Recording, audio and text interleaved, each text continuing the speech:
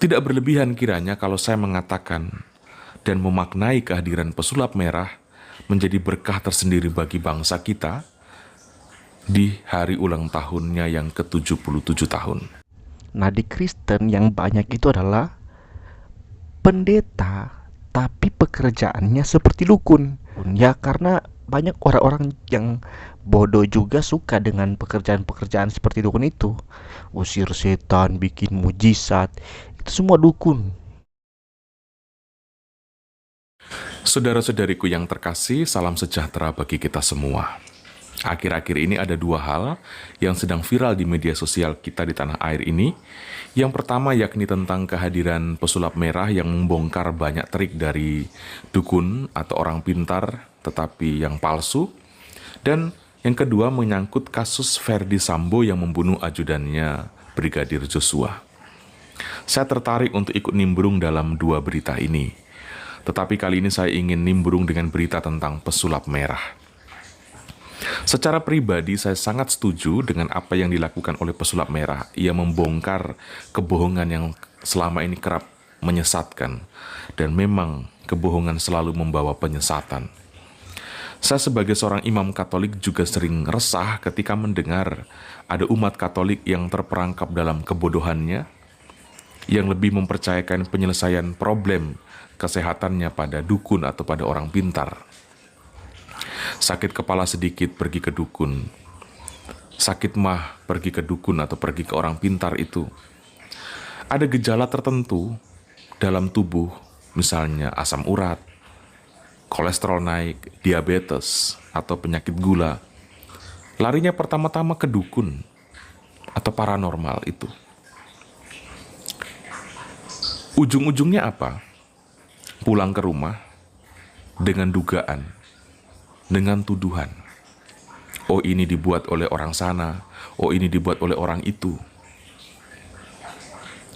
Penyakit akhirnya menjadi lebih parah karena tidak terobati dengan benar, tetapi juga karena hadirnya emosi-emosi negatif yang memperburuk kondisi tubuh, seperti emosi kebencian terhadap orang yang tertuduh, emosi kekecewaan, ketidakpercayaan,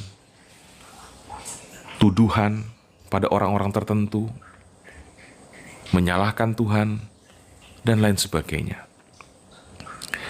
Tidak berlebihan kiranya kalau saya mengatakan dan memaknai kehadiran pesulap merah menjadi berkah tersendiri bagi bangsa kita di hari ulang tahunnya yang ke-77 tahun. Nah, saudara-saudariku, saya berpendapat setan itu berkarya melalui dua hal. Yang pertama, melalui keimanan yang lemah. Dan yang kedua, melalui kebodohan yang akut. Saya berharap banyak umat Katolik menyaksikan apa yang sedang diperjuangkan oleh pesulap merah ini. Sebagai bentuk edukasi untuk melawan kebodohan, sekaligus menjadi motivasi untuk lebih mempercayakan diri pada penyelenggaraan Allah.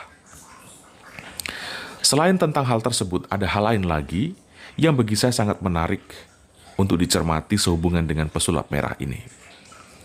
Ada salah satu pernyataan yang bagi saya sangat positif ketika orang berujar bahwa apa yang ia lakukan itu sia-sia karena bagaimana mungkin ia ingin mengubah karakter bangsa ini yang sudah demikian selama bertahun-tahun kepercayaan terhadap dukun, paranormal atau orang pintar itu.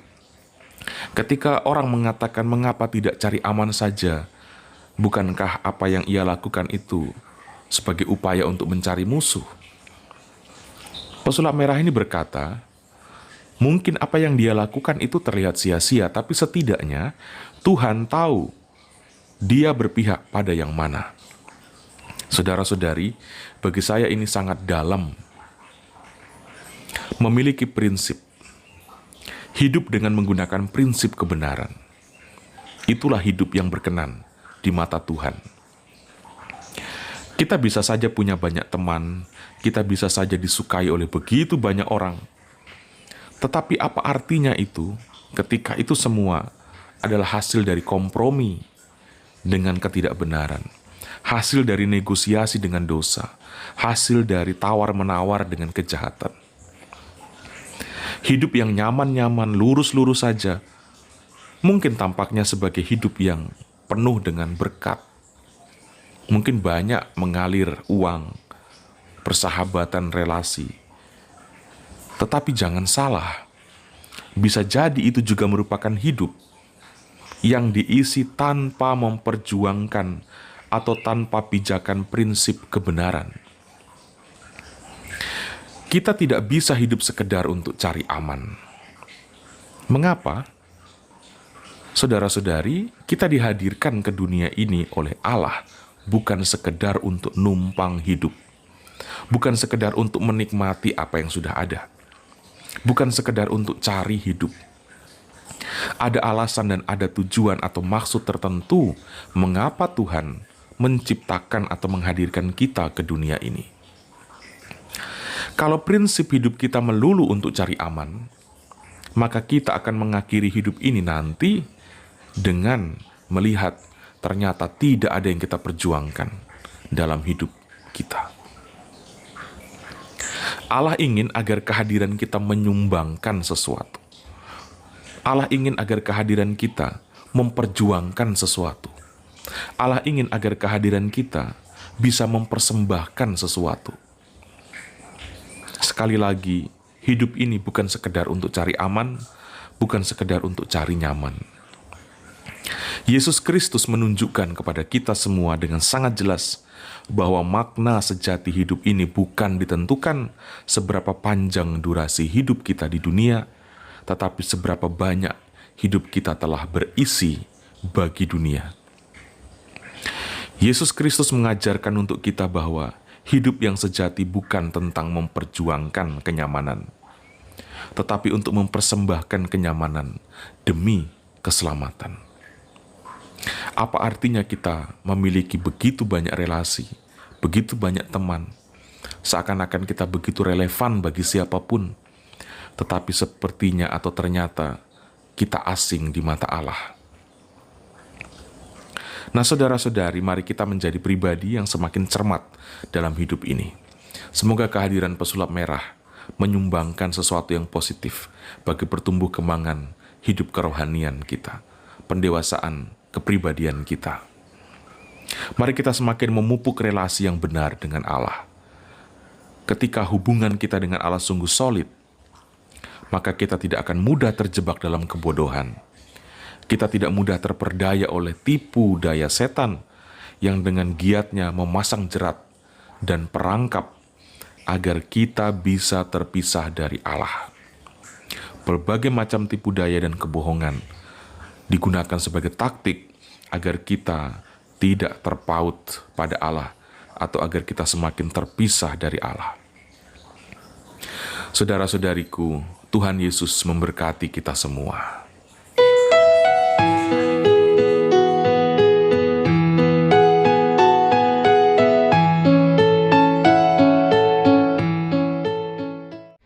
Terima kasih Romo telah memberikan satu narasi yang luar biasa tentang pesulap merah sebagai kado gift dari Tuhan bagi bangsa Indonesia.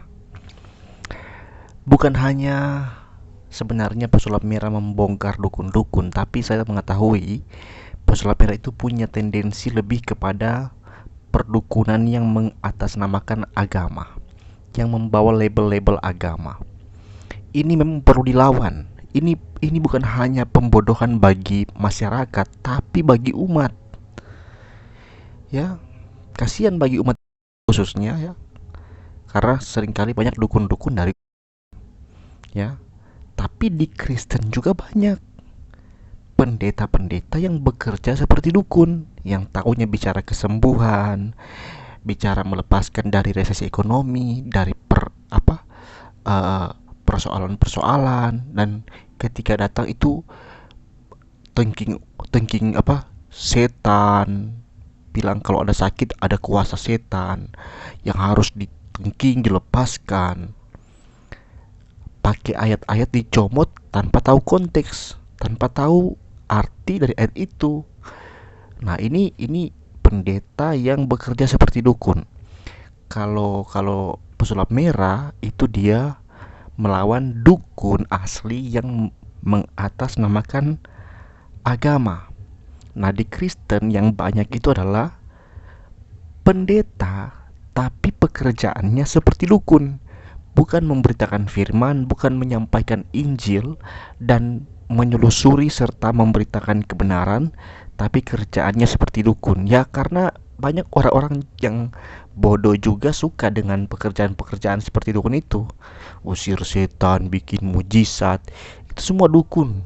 Ya, saya setuju Pak Romo.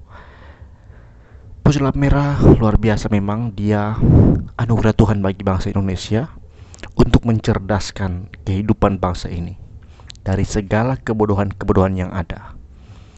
By the way, thank you Romo. I love you so much.